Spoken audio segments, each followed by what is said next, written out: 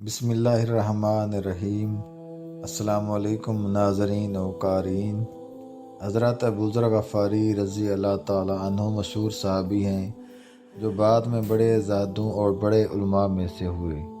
حضرت علی علیہ السلام کا ارشاد ہے کہ ابوذر رضی اللہ تعالی عنہ ایسے علم کو حاصل کیے ہوئے ہیں جس سے لوگ عاجز ہیں، مگر انہوں نے اس کو محفوظ کر رکھا ہے۔ جب ان کو حضور اقدس صلی اللہ علیہ وآلہ وسلم کی نبوت کی پہلی خبر پہنچی تو انہوں نے اپنے بھائی کو حالات کی تحقیق کے لیے مکہ بھیجا کہ جو شخص یہ دعویٰ کرتا ہے کہ میرے پاس وحی آتی ہے اور آسمان کی خبریں آتی ہیں، اس کے حالات معلوم کریں اور اس کے کلام کو غور سے سنیں۔ وہ مکہ مکرمہ آئے اور حالات معلوم کرنے کے بعد اپنے بھائی سے جا کر کہا، میں نے ان کو اچھی عادتوں اور عمدہ اخلاق کا حکم کرتے دیکھا ہے، اور میں نے ان سے ایک ایسا کلام سنا جو نہ شعر ہے نہ کہانوں کا کلام ہے۔ حضرت ابوذر غفاری رضی اللہ تعالیٰ عنہ کی اپنے بھائی کی بات سن کر تسلی نہ ہوئی تو خود سامان سفر باندھا اور مکہ پہنچے اور سیدھے مسجد حرام میں گئے۔ حضور صلی اللہ علیہ وآلہ وسلم کو پہچانتے نہیں تھے اور کسی سے پوچھنا مسلط کے خلاف سمجھا۔ شام تک اسی حالت میں رہے۔ حضرت علی علیہ السلام نے دیکھا کہ ایک پردیسی مسافر ہے۔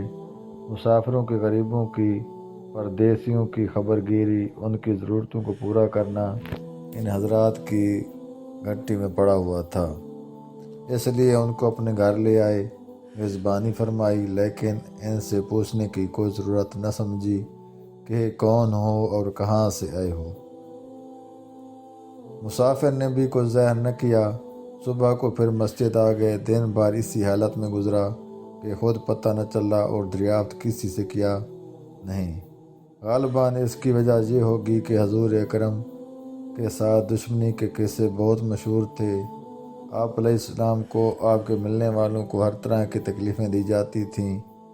دوسرے دن شام کو بھی حضرت علی علیہ السلام کو خیال ہوا کہ پردیسی مسافر ہے، بظاہر جس غرض کے لیے آیا ہے وہ پوری نہیں ہوئی، اس لیے پھر گھر لے گئے اور رات کو کھلایا اور پھر سلا دیا، مگر پوچھنے کی اس رات کو نوبت نہ آئی۔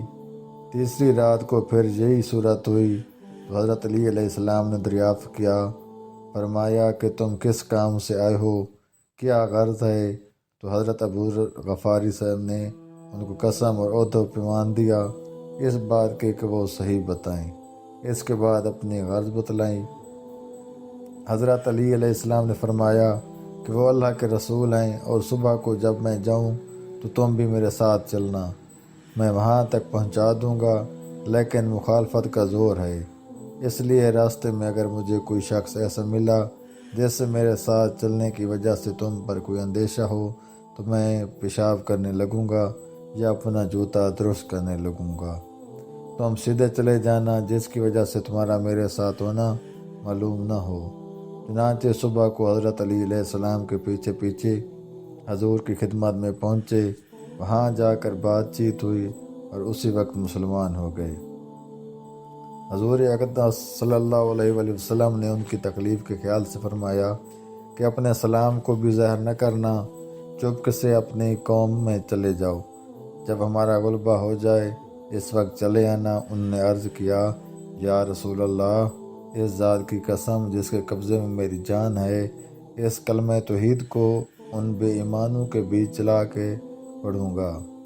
چنانچہ اسی وقت مسجد حرام میں تشریف لے گئے اور بلند آواز میں کلمہ بلند کیا۔ ان کی اس آواز کو سن کر چاروں طرف سے لوگ اٹھے اور اس قدر مارا کہ آپ مرنے کے قریب ہو گئے۔